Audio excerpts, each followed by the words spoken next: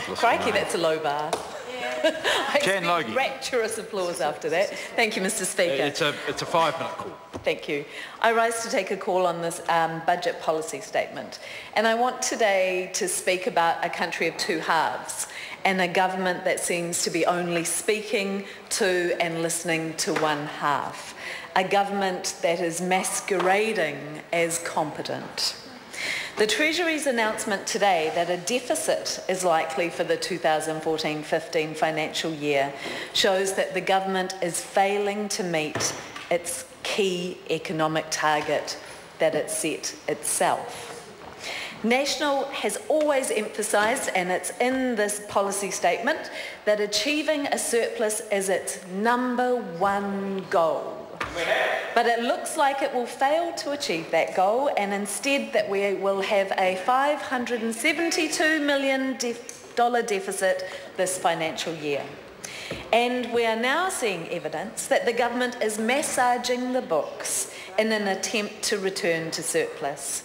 They seem to have forgotten that the core purpose of government is to do the best for all New Zealanders.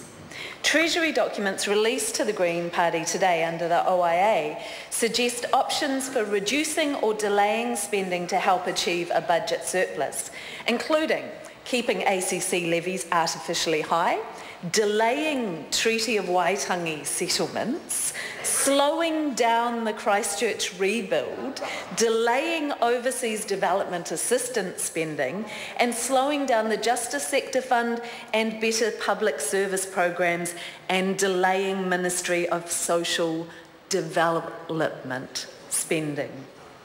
So again, we have evidence that this government, at the very least, is considering sacrificing equality, justice and fairness for the sake of PR, for the sake of achieving a surplus and of reaching their #1 goal.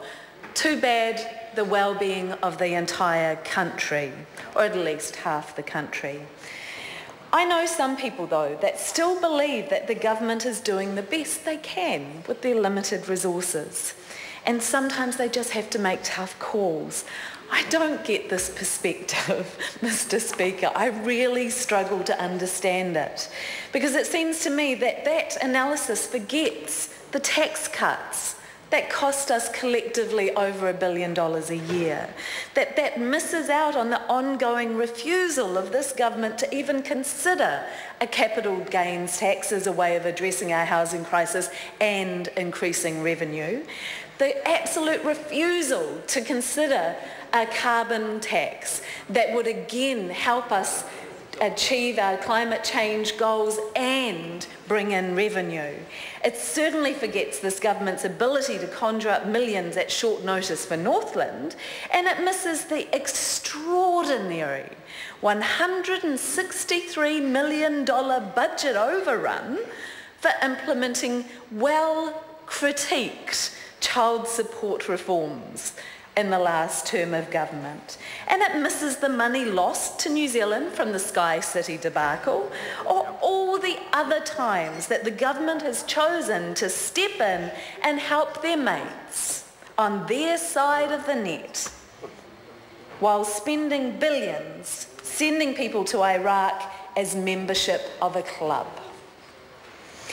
And the independent analysis of the government's book last year found, on the counter side of that, of what they're wasting money on, that the government is actually cutting money from health, education and the environment sector to the tune of $3.837 billion over 3 years. They're forgetting their purpose to serve everybody in this country, and they are serving a small group. And I do want to bring this Klaus's attention to the fact that in New York this week, a New Zealand minister stood up in front of the United Nations and said, I quote, "I reaffirm New Zealand's strong commitment to the Beijing Platform for Action and the Convention on the Elimination of All Forms of Discrimination Against Women," while the Ministry of Business and Innovation has refused to take action on closing the gender pay gap, and we are being told by this government we should basically be satisfied at a 120-year wait for gender equality. It's not good enough. It's not serving all of this country. Marama Fox. Kia ora te mana